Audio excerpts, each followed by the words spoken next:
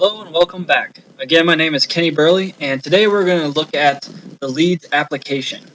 If you remember from the quick tour video, it's essentially your own website called My House Seekers. And what this website does is allow you to recruit what we refer to as house seekers, better known as bird dogs. And we do this by offering them a way to earn a little extra money. Now, the purpose of house seekers is basically to save you time and energy. I'm sure you've heard that time is your most valuable asset. And so what we want to do is leverage other people's time and energy, and we do this by recruiting house seekers. Now, the purpose of house seekers is to go out into neighborhoods and find vacant properties, specifically vacant properties with no for sale sign in the yard. And the reason why we don't want those properties is because that means that they're already listed somewhere, and we want to deal with properties that are not in the public eye, so that way you have less competition. So once you find a vacant property with no for sale sign, you can then try and track down the homeowner, or if it's a foreclosed property, you can try and get in touch with the bank and find out what realtor they're using, and try and build a relationship with that realtor to try and get some deals before they actually go on the market. So this website will help you do that, and right now we're on the settings tab, and you know, right here the first thing you see is your URL, and this is the URL you want to use to try and advertise and recruit house seekers. And you'll notice that it's basically your username.myhouseseekers.com, and then there's another, if you want to use your own custom URL, you can, and here's like a quick tutorial on how you can do that. So here are some settings here. I'm not going to go through each one of them, but you can kind of see that you can enable or disable the website. So basically disabling it will stop people from signing up as a house seeker, or if they're already signed up, it'll prevent them from adding new properties to the account. So you have that capability.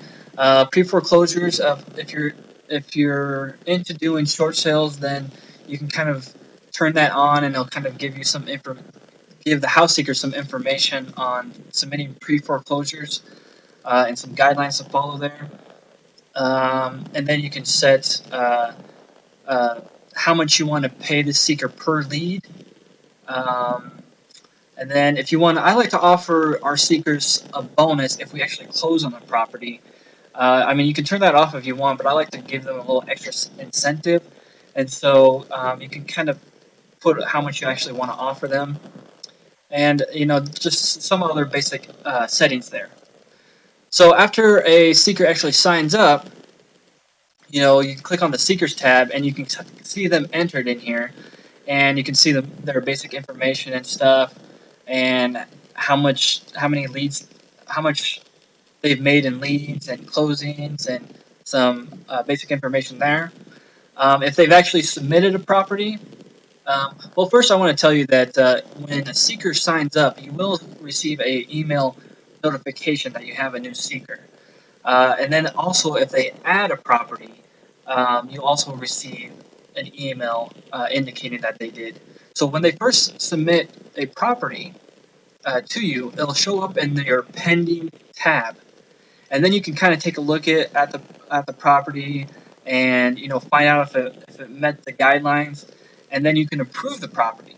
Once you approve the property, then it'll move over to the approved tab, and then it'll have a list here, and it'll kind of give you the total of what's owed for that lead, and some other information about that. Now, if you rejected the property, it'll show up in the rejected area, and let me just kind of throw that over here. When you reject a property, you have to kind of put a reason why you're rejecting it, and it'll come in here, and I'll let the seeker know that why you rejected it, and then it can kind of, if it's just a little basic reason like they didn't submit a photo, then they can have a chance to update it. So that's basically the settings. In the next video, we're going to take a quick look at the website itself. So I'll see you next time.